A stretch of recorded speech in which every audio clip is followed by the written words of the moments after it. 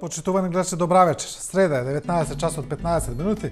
Добре дојдовте во најновото издание на Трета порта, интернет политички магазин, кој на едно место ви ги сумира сите случувања од изминатата недела на светот на интернетот. Во оваа емисија се разбира доминираат темите кои се поврзани со политичките преговори кои ги водат четирите најголеми партии во Македонија, преговори кои треба да резултираат со создавање на еден вид на влада во која ќе влезат и дел од опозицијските партии и на крај се разбира со предвремени парламентарни избори во април. Но како што е познато на јавноста, овие преговори закочија околу неколку прашања. Ќе видиме како ќе се одвива целата таа ситуација, кога ќе има целосна завршница. Сега одиме првин со реакција на американскиот State Department.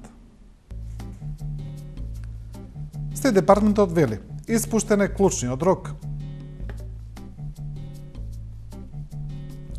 Ги охрабруваме македонските лидери да го надградат напредокот што веќе го постигнаат со имплементирањето на политичкиот договор од 15 јули, кој всушност представува најдобар начин за излез од кризата и за отворање пат за кредибилни избори во април идната година.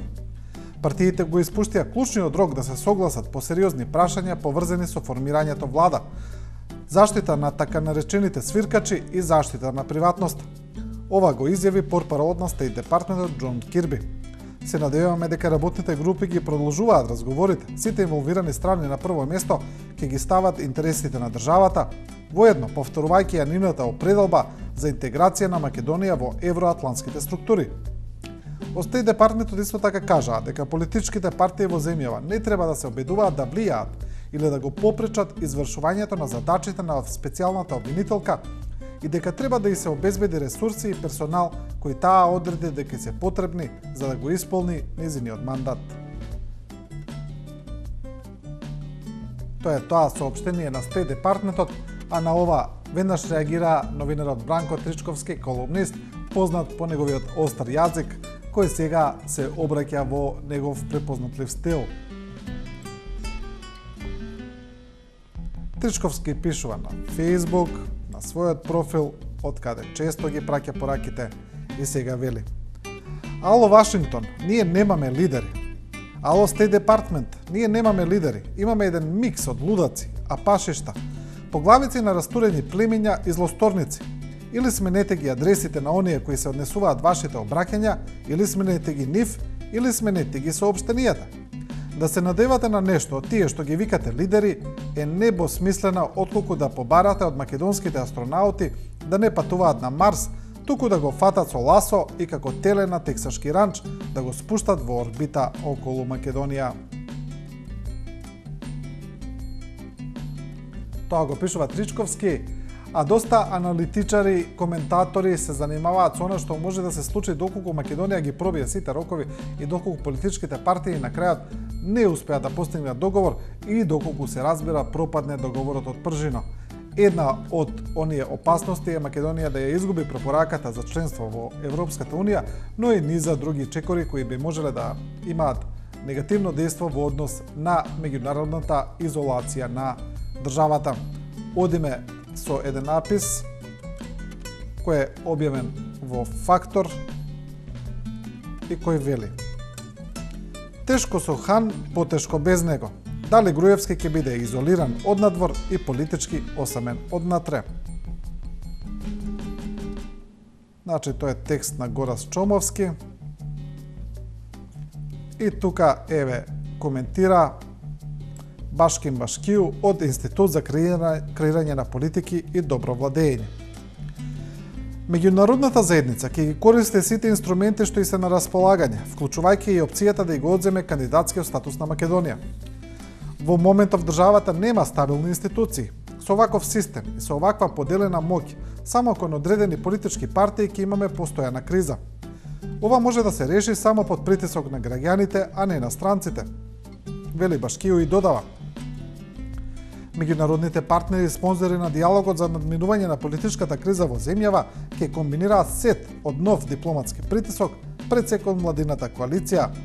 Изјавата на Ахмети дадена во Тирана, дека дуи и самиот лидер на интегративците испратил во политичка пензија тројца СДСМовски премиери, пошто нареди Груевски, е директна порака за конечно дистанцирање од ВМРО-ДПМНЕ.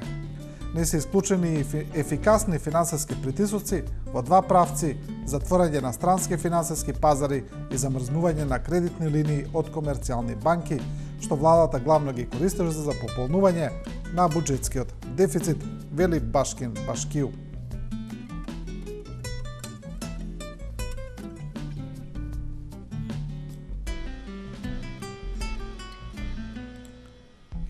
А во колумна на Ненад Мирчевски, објавена на Република, преобјавена од Курир, тој вели дека предавниците не можат да бидат свиркачи. Тоа е таа колумна.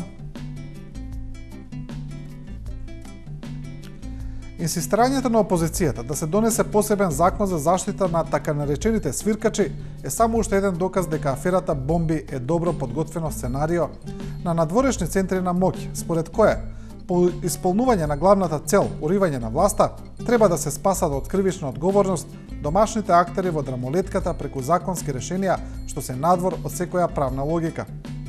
Дека станува збор за сценарио, а не за случајност е повеќе од очигледно. Потребно е само да се освежиме меморијата за писанијата на медиумите под контрола на Заев од април годинава, кои што тогаш го опишаа расплетот на кризата повикувајќи се на тврдење на анонимни дипломати. Американски дипломати ќе испорачаат пакет подготвен од Вашингтон, кој содржи барање за оставки на компрометирани државни функционери, формирање преодна влада со широка политичка основа, затворање на отворени кривични случаи со општа амнестија и прекин на кампањата на отворени кривични случаи и прекин на кампања на објавување аудио снимки од илегални преслушувања. Всушност, тоа беа сите барања што во моментов јавно ги презентираше и Зоран Заев. Тоа го пишува Ненад Мирчевски.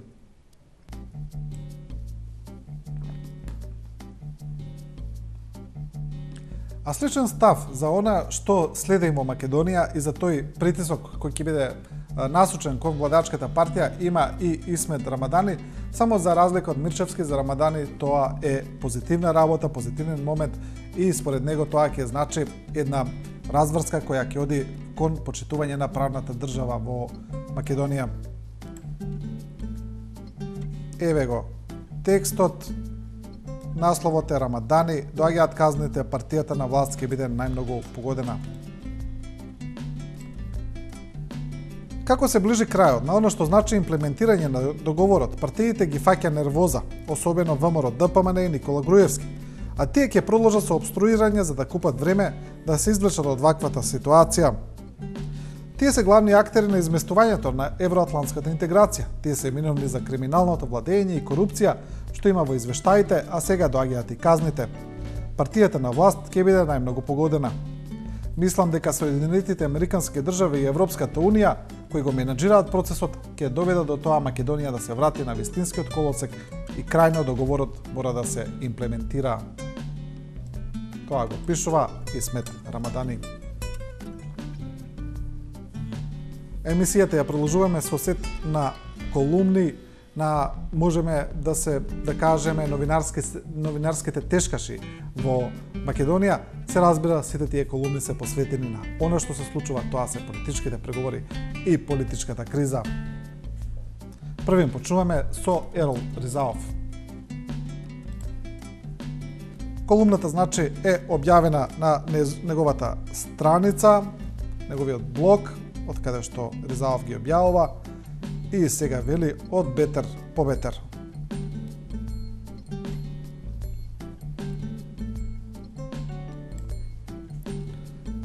За се е лошо што се случува во земјата, секогаш е друг виновен. Така ќе биде и овој пат, ако Македонија биде прва земја на која е одземен кандидатскиот статус, или не добиеме препорака за преговори со Европската Унија.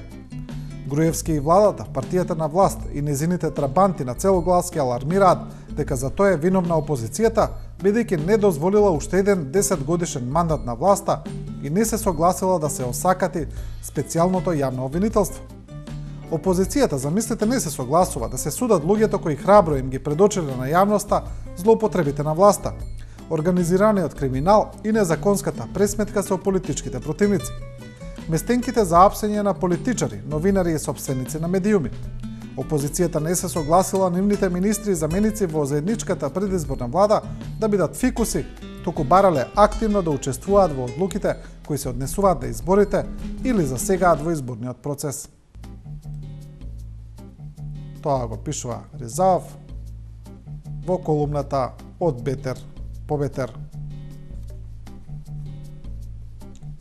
За специјалното јавно обвинителство, но и за јавното обвинителство, веќе постоечкото на Марко Зврлевски, пишува и Сашо Ордановски, кој вели дека е смешно што Зврлевски кажал дека специјалното јавно обвинителство е политичка творевина, а обвинителството кое го раководи Марко Зврлевски не е.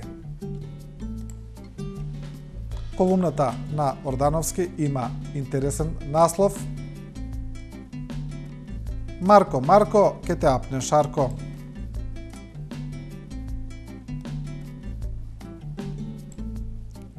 Со изјавата дека неговото јавно обвинителство не е политичко, а дека специјалното обвинителство е политичка творба, навредената и понижена појава на јавниот обвинител на Република Македонија Марко Зврлевски автоматски се пласираше во финалето на годинешнава златна бубамара на годината во 3 категории. Прва, за јавно соопштен најдобар политички виц на годината. Втора, за највиснати мустаки на годината.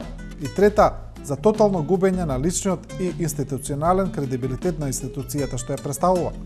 Во сите категории годинава конкуренција е силна, например, кој ќе може да го победи Груевски во категоријата политички клов на годината со неговите комични настапи на пресконференциите, за аферата со прислушувањата, за странските служби и за жолтите комбиња.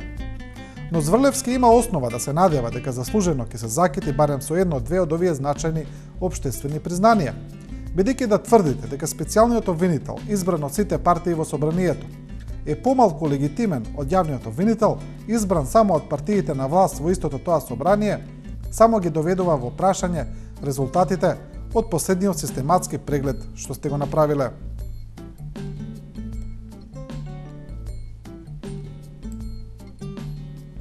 Значи, прилично остра колумна на Сашо Ордановски. Положуваме со колумна на Миленко Неделковски, објавена на неговиот портал Дудинка МК, каде што Неделковски се обраќа и до партијата на власт, до ВМРО ДПМН, и за кој вели дека тие немале мандат да преговараат за овие остапки што ги прават. Насловот е ВМРО макијавелистичка, значи се алудира на Николо Макијавели.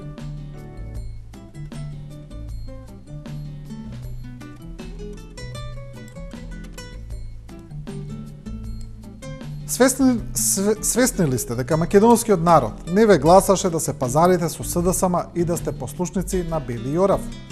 Македонскиот народ ве гласаше затоа што го чувате името, ја цените историјата, ги чествувате хероите, делите субвенции, градите, разубавувате, вработувате, работите ден и ноќ, остварувате она што го ветувате.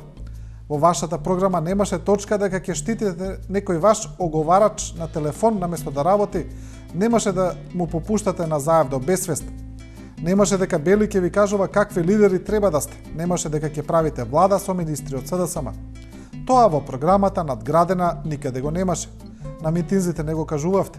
Може би оваа програма што сега ја гледаме е осовремена, но народот за неа засега не знае дека сте имале таква, пишува Неделковски.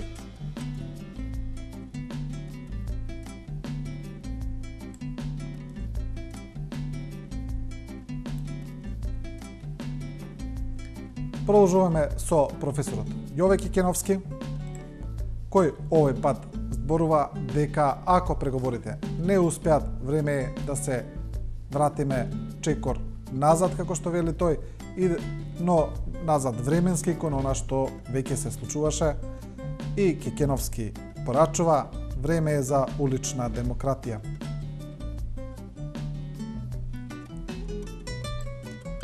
Не е прв пат да ја видам недоследноста на политичката сцена кога за тесно партиските интереси не постои спремност да се проблематизира суверенитетот, интегритетот и унитарниот карактер на државата. Се оди дотаму да им се дозволува на странците да не кажуваат кого да бираме и зошто да бираме. Она што е уште пострашно е тоа што договореното не се почитува, со што го губиме кредибилитетот кај меѓународната заедница и не би ме чудело ако таа преземе поригорозни мерки. А по целиот тој процес во кој преговорите се закочени на социјалните мрежи, на интернет, но и преку колумни и анализи се јавија доста граѓански активисти кои исто така порачаат дека сега е време опозицијата комплетно да ги прекине преговорите, бидејќи според нив власта не го почитува тоа што веќе е договорено и дека е време опозицијата да се врати на протести. Еден од оние кои го заговараат тоа е граѓанскиот активист Джелјо Хоџики.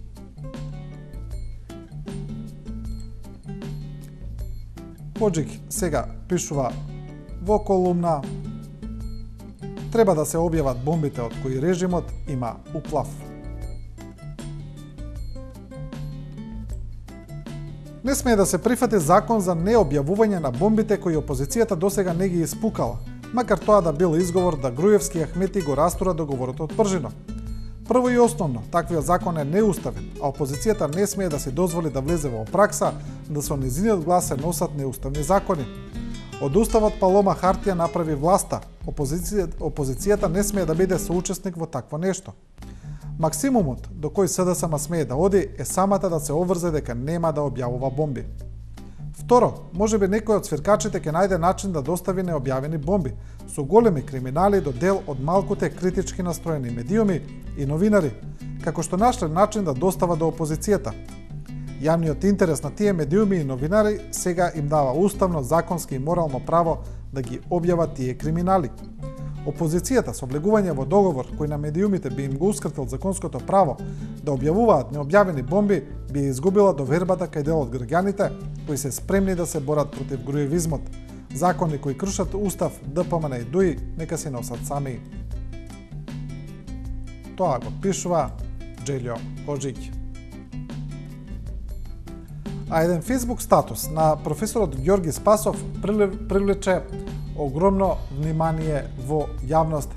Имено професорот Спасов состави соновник за, како што вели премиерот Никола Груевски, се разбира се работи за еден ироничен текст, но текст кој има сериозни обвинувања. Професорот Спасов пишува: толковник на соништа за Никола Груевски. Никола, ако го сонуваш Кежаровски, ќе те апсат припадници на специјалните сили, ноќе пред твоите деца и пред жената и ќе те одведат во притвор за нешто што си кажал или напишал пред 5 години, пошто ќе бидеш осуден на најмалку 5 години затвор. Ако го сонуваш братот Љубе Бошковски, ќе те апсат во некој ресторан, па потоа ќе те легнат пред камерите од сите телевизии на улица, во наводници како говедо и со користење на заштитен сведок кој ти дава пари, ќе те осудат најмалку на 7 години затвор за нелегално финансирање на партијата. Ако го сонуваш Велија Рамковски, ќе бидеш фатен во некоја криминална пајажина, ќе бидеш осуден на 12 години затвор, а заедно со членови на твојата фамилија и соработниците ќе добиете вкупно 108 години затворска казна. Ако го сонуваш Фија Цановски, ќе ти уриваат еден од 4 стана на Мама Нада со оние модерни волови и со динамит, ќе ти тече низ панталоните, ќе му ја нудиш на заев партијата само да не ти го уриваат станот. Ако го сонуваш Иво Санадер, ќе те уапсат во странство, ќе ти се суди за корупција и перење пари преку Република и Тотал Маркетинг, ќе те осудат на 8 години затвор и да ги вратиш сите украдени пари. Сега овој пост на професорот Спасов е прилично долг, значи има 54 точки. Многу е долго да се прочита во емисијава. Сите оние кои сакаат да го видат цел, може да го видат на Facebook профилот на професорот Спасов. А уште една од работите која беше актуелна се уште изминатата недела е посетата на лидерот на СДСМ Зоран Заев на Израел. Се разбира, околу оваа посета се изродија низа контроверзи. Првен дел од медиумите и порталите го обвинија Заев дека таа посета не била на државничко ниво, дека тој таму бил како турист. Тоа беше демонтирано од страна на СДСМ, бидејќи претседателот на СДСМ се сретна со претседателот на Израел, со министерот за внатрешни работи, со заменик премиерот, а од друга страна, по посетата на Заев, неговата изјава дека добил некои чувствителни материјали од Израел, кои може да бидат искористени за доказ во постапка во Македонија, исто така предизвика реакција од страна на Израел. Тие кажаа дека на разговорите со Заев не се разговарало за бомбите. Еве една колумна во однос на ова, пишува Сашко Кукулев, објавена на Курир, и вели: денот кога се смееше ѕидот на плачот. Од последниот дебакл во Израел, преку живи луѓе ке јадеме и акцијата по €1 за вицето, во светата земја се случило чудо, кое засега не е многу експлоатирано во јавност. Добрите познавачи велат дека ѕидот на плачот се расплакал од смеење кога ја слушнал информацијата за набиената агенда на Муртинскиот аџија и неговите интензивни холограмски средби со сопствена проекција на сите наивни заменски форми од глаголот сакам. Ни дома не е ништо подобро од веќе виденото боричкање по средношколците и студентите, на кои веќе годинава ќе им се гради нов студентски дом, и безидејноста која хронично ги надјасала дезориентираните остатоци на македонската квази социјалдемократија, овој октомври ќе се памети и по очајниот плач од зад вратите на европските канцеларии, во кои се плука по македонското достоинство и се гази она малку човечки дигнитет останат кај дел следбениците на Муртинскиот аџија. Тоа е тој текст. А изминатата недела на социјалните мрежи имаше доста реакции и по однос на една изјава на премиерот Груевски, во која се собираат две суми и во кои на крај премиерот Груевски кажува погрешна сума. Се разбира дека најверојатно се работи за лапсус, нема објаснување, но веќе тој лапсус инспирираше низа колумнисти, низа коментатори да напишат колумни кои се поврзани со бројки. Ова е од градоначалникот на Центар Андреј Жерновски. Колумната на Жерновски има и таков наслов, значи математички, се вика Равенка.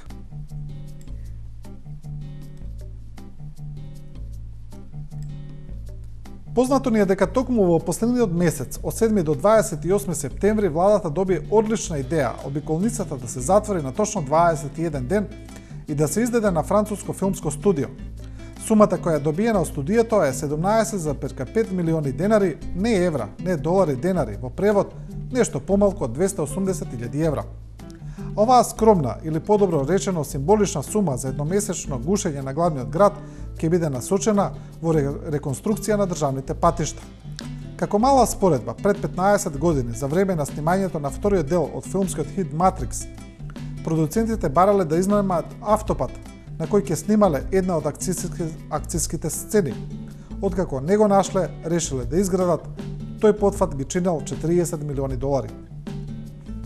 Познато ни е дека бројката на сообраќајни несреќи во последниот месец стана загрижувачки голема. Сетете се дали има ден во кој нема една тешка сообраќајна несреќа, пешаци, велосипедисти. Никој не е безбеден. Еве една статистика за сообраќајки која собрав од интернет и се однесува во периодот кога беше затворена обиколницата. Тогаш имало 94 сообраќајни незгоди, 66 повредени и 2 загинати учесници. Тоа го пишува Андреј Жерновски. Продолжуваме со колумна на Венко Глигоров, која се однесува на евроатлантските интеграции и која гласи: сакам неќам во ЕУ и НАТО, сега никој не те прашува.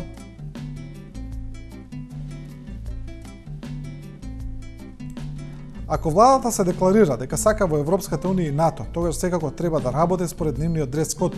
Тоа не е мешање во македонската внатрешна политика на меѓународната заедница, тоа е барање на меѓународната заедница за Македонија да се прилагоди на истата таа заедница во која сакаме да влеземе како земја членка. Тоа значи дека за да влезеш во некој клуб, условот е облеката да ти биде свечена, а ако ти се појавиш во тренерки, нема да те пуштат да влезеш. Тоа го пишува Венко Глигоров.